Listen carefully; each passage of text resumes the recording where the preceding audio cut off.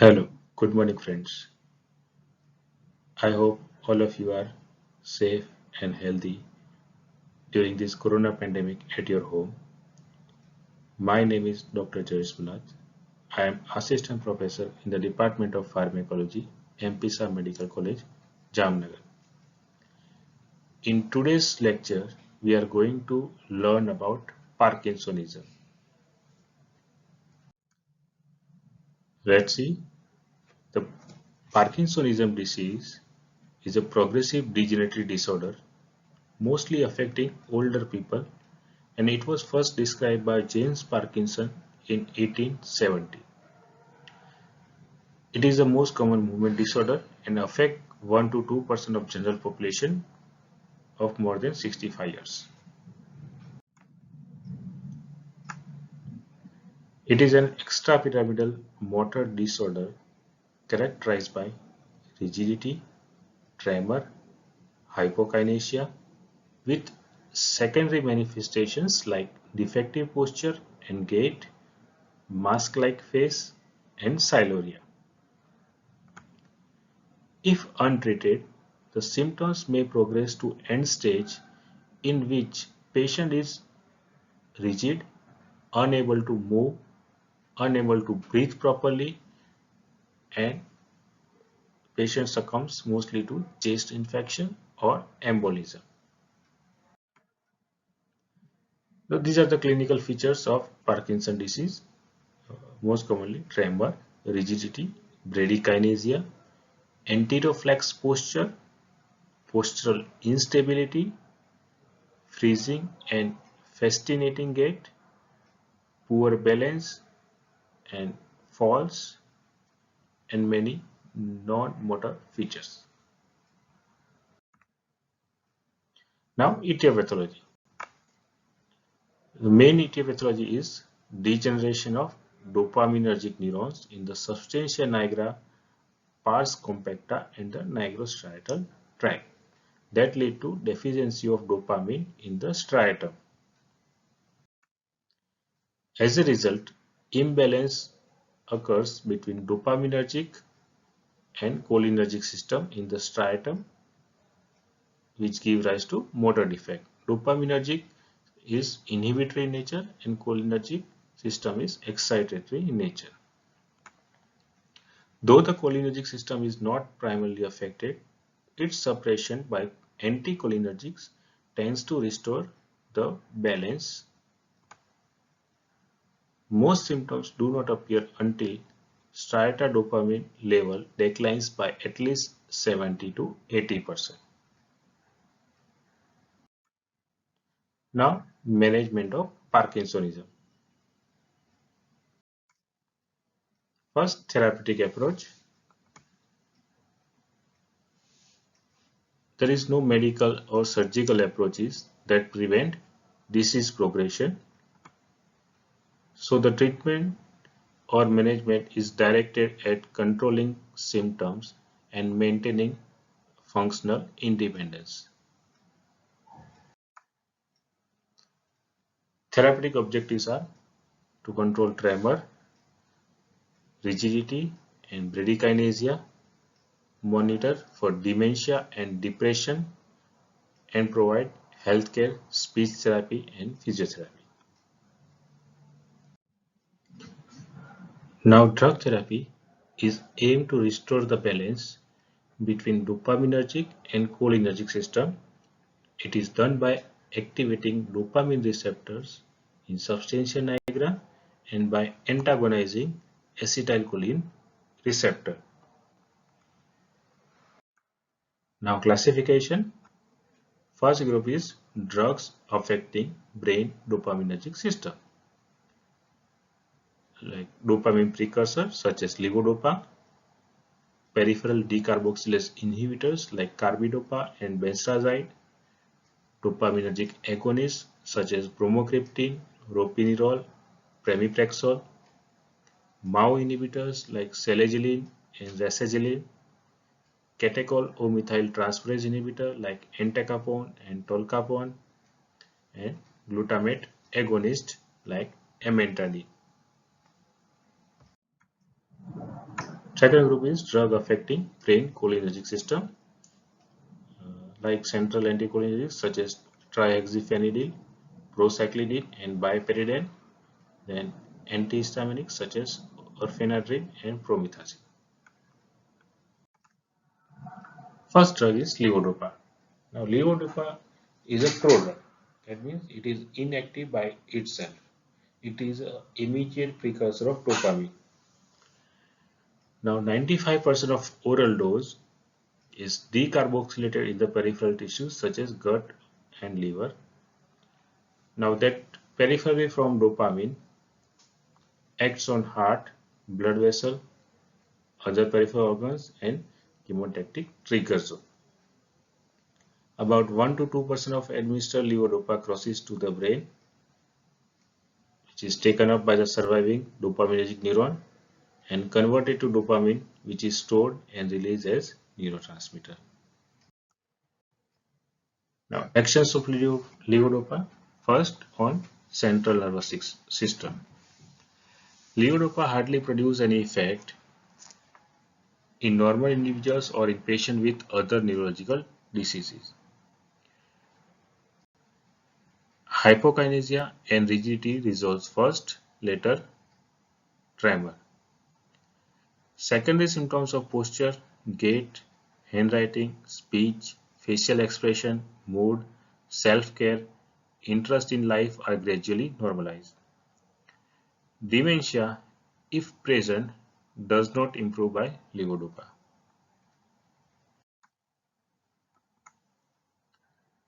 Next is cardiovascular system. The peripherally formed dopamine can cause tachycardia by acting on beta-adrenergic receptors. Though dopamine can stimulate vascular adrenergic receptor as well, rise in BP is not seen. Instead, postural hypotension is quite common. This may be a central action.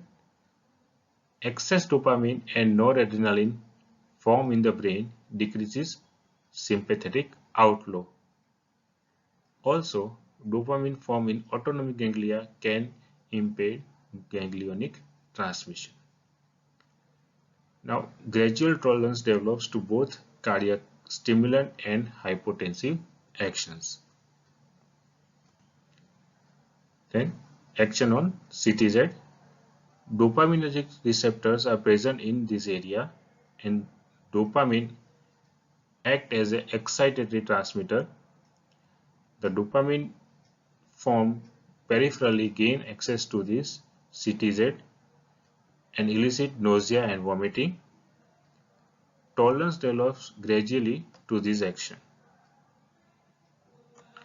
Then action on endocrine system. Dopamine act on pituitary mammatropes to inhibit prolactin release and on somatotropes to increase growth hormone release. The prolactin levels in blood fall during levodopa therapy.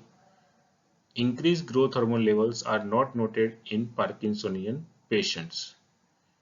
Probably the mechanism regulating growth hormone secretion are altered in these patients. Adverse effect of levodopa. Side effects of levodopa therapy are frequent and often troublesome. Most are dose related and limit the dose that can be administered, but usually reversible. Some are prominent in the beginning of the therapy while others appear late during the therapy. First, at the initiation of therapy, now these side effects can be minimized by starting with a low dose. First is nausea vomiting. It occurs in almost every patient taking levodopa. Tolerance gradually develops and then the dose can be progressively increased. Second side effect is postural hypotension. It occurs in about 1/3 of patients but is mostly asymptomatic.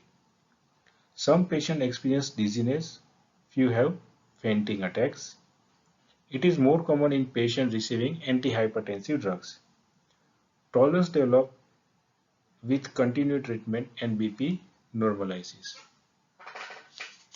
Then cardiac arrhythmias and exacerbation of angina. These two side effects occurs due to beta-adrenergic action of peripherally formed dopamine and more in patients with pre-existing heart diseases. And last is alteration is taste sensation. So side effects at the initiation of therapy are nausea, vomiting, postural hypotension, cardiac arrhythmias, exacerbation of angina, and alteration of taste sensations. Now side effect that appears after prolonged therapy. First is abnormal movements, or also known as dyskinesias, facial tics, grimacing, tongue thrusting, choreoathletic movements of limb start appearing after a few months of use of levodopa at optimum therapeutic dose. These dyskinesias worsen with time, and practically all patients get involved after few years. Their intensity corresponds with levodopa levels. No tolerance develops to this adverse effect, but dose reduction decreases severity. Abnormal movements may become as disabling as the original disease itself and are the most important dose limiting side effect. Second is behavioral effects. They range from mild anxiety to severe depression, mania, hallucination, mental confusion, or frank psychosis. Excess dopamine action in the limbic system is probably responsible for these behavioral effects. Levodopa is contraindicated in patients with psychotic illness. Third, fluctuation in motor performance. After 2 to 5 years of therapy, the level of control of Parkinsonism symptomology starts showing fluctuations. End of dose deterioration, which is initially gradual, develops into rapid switches or on-off effect. With time, all or none response develop. That is, the patient is alternatively well or disabled. Right? Either patient is well controlled with the drug or not at all. Abnormal movement may jeopardize even the on phase. This is probably a reflection of progression of the disorder. While progressive degeneration of dopamine neurons, the ability to regulate storage and release of dopamine may be largely lost. Dopamine is then synthesized in the striatum on a moment-to-moment basis, resulting in rapid and unpredictable fluctuation in motor control. Dose fractionation and more frequent administration tends to decrease the fluctuation for a time period.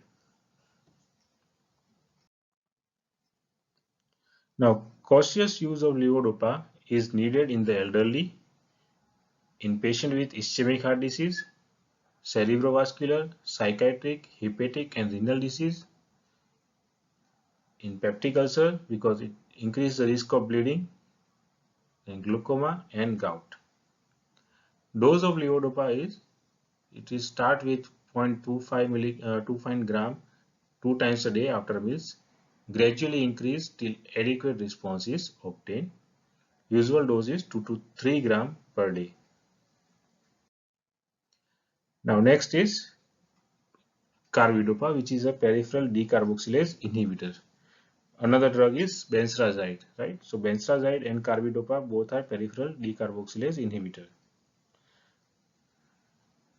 Now this carbidopa antagonize peripheral dopa decarboxylation, so it does not allow levodopa to convert into dopamine in the peripheral tissue.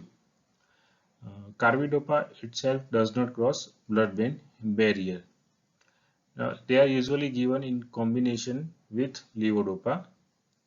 Uh, the advantage of combination or co-administration are it decreases the metabolism of levodopa in GIT and periphery.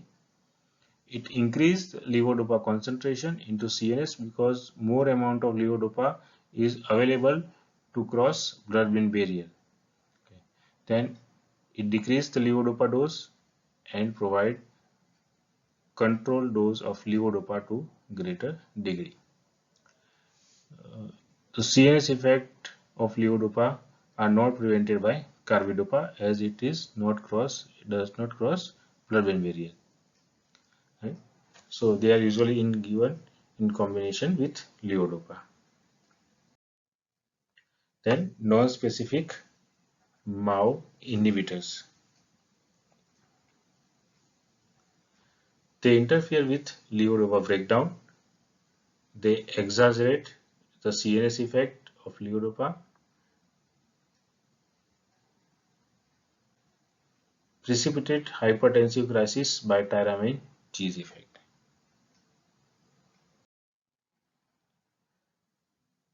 MAO-B inhibitors like selegiline. The therapeutic status of MAO-B inhibitors is they are usually used either as monotherapy or as adjuvant. They delay the need of levodopa by an average of 9 months. Now, advantages of MAO-B inhibitors are they decrease the rate of neuronal death due to a reduction of free radicals. Adverse drug reaction are nausea, dizziness, abdominal pain, confusion, exacerbation of levodopa side effect. Now you can see here in this diagram,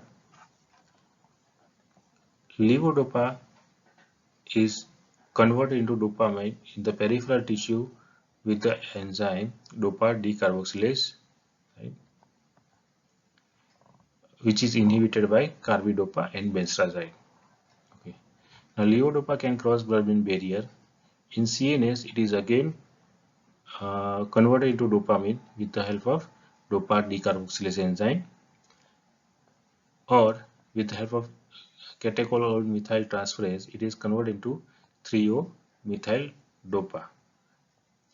Now, dopamine is metabolized either by COMT or MAO-B enzyme into 3-MT or 3,4-dihydroxyphenyl acetic acid respectively. Now, these two 3-MT and dopec again converted into homovanillic acid with the help of MAO-B or COMT enzyme.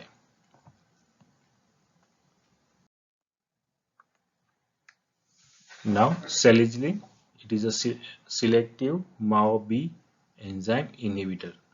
It is irreversible inhibitor of MAO-B enzyme. As a result, it increases concentration of dopamine, decrease dineural fluctuation, and decrease the end of dose effect. Adverse drug reactions of selegiline are central dopaminergic effect like postural hypotension, nausea, confusion, psychosis. It is contraindicated in patients with convulsive disorder.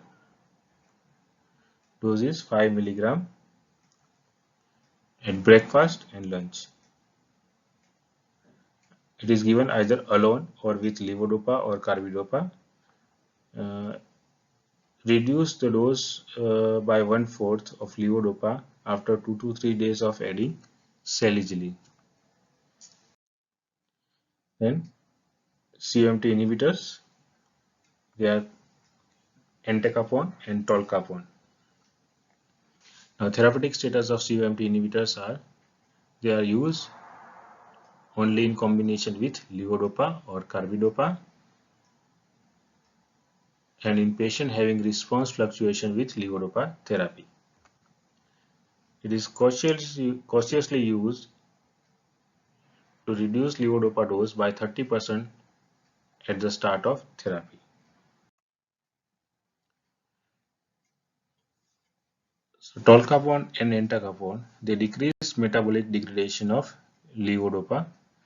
So it increases the duration of effect of levodopa and can increase the peak level of levodopa. So it should be taken with carbidopa levodopa and not effective when used alone. It can be beneficial in wearing off responses. It can decrease carbidopa levodopa dose by 20 to 30%.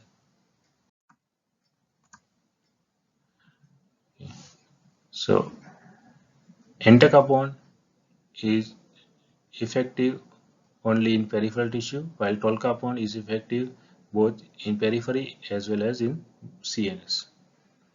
Entacapone is less potent, tolcapone most potent. Duration of action of entacapone is less as compared to tolcapone. The dose of entacapone is 200 mg 3 to 5 times a day, while tolcapone 100 mg 3 times a day. Side effects of entacapone are diarrhea, urine, discoloration, abdominal pain. Side effects of tolcapones are hepatic damage, orthostatic hypotension, dyskinesia, hallucination, etc. Now, dopamine agonist. Now, dopamine agonists, they are useful in prolonging the effective treatment period in patients with deteriorating response. They are preferred in young patients and in those patients who are intolerant to high dose of levodopa. Adverse drug reactions are somnolence, nausea, hallucinations, vomiting, dyskinesia, and orthostatic hypotension. Advantages of dopamine agonists are they have longer half-life than levodopa, they do not produce free radicals, do not depend on functional integrity of nigrostriatal dopaminergic neurons. The only drawback is they are expensive than levodopa. First one is bromocriptine. It is a ergotamine derivative and act as a dopamine D2 receptor agonist.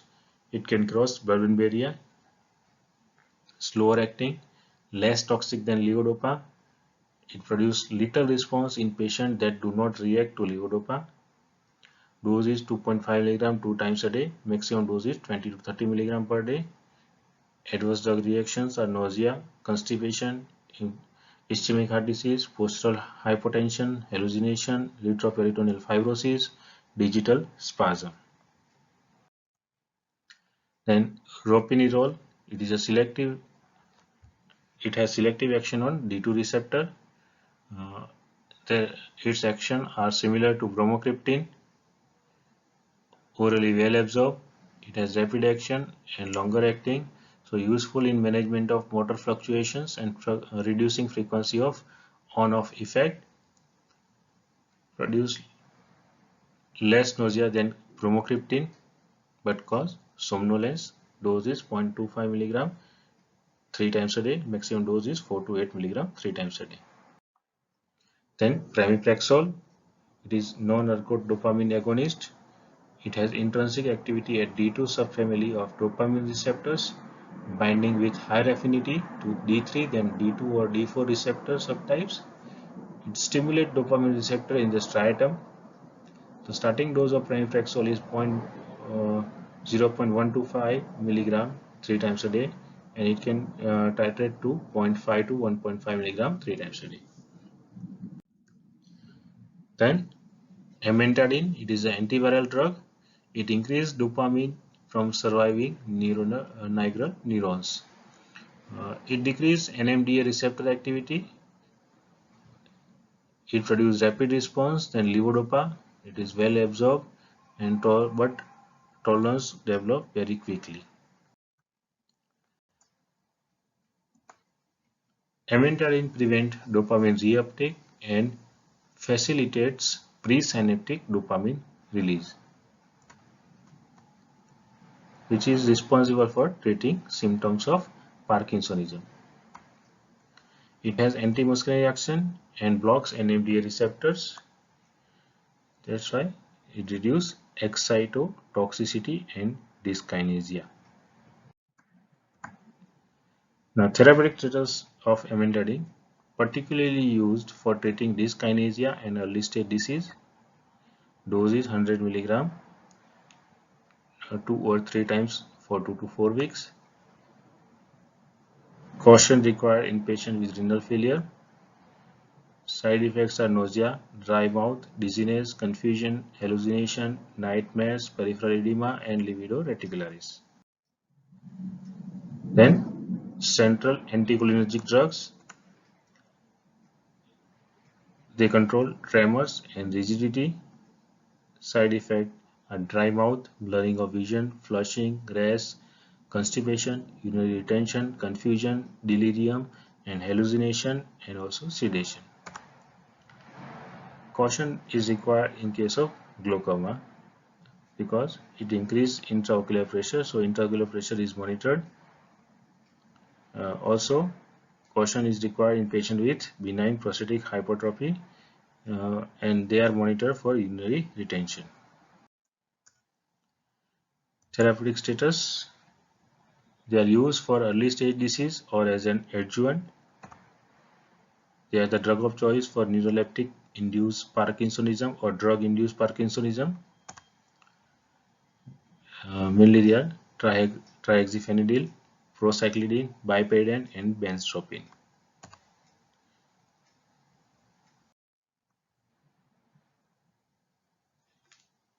First is benzhexol hydrochloride.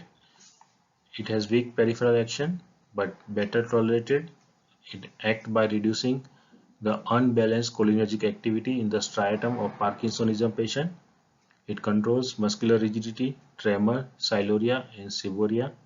It does not improve bradykinesia and loss of postural reflex. Adverse drug reaction are dry mouth, blurred vision, nausea, dizziness, restlessness, and urinary retention. Dose is 1 to 2 mg, maximum dose is 10 to 15 mg per day. And miscellaneous drugs are antihistaminic with anticholinergic action like diphenhydramine and promethazine. Diphenhydramine is used in a dose of 50 to 100 mg per day and promethazine 25 mg intravenously. Thank you friends. That is all about Parkinsonism. Have a good day.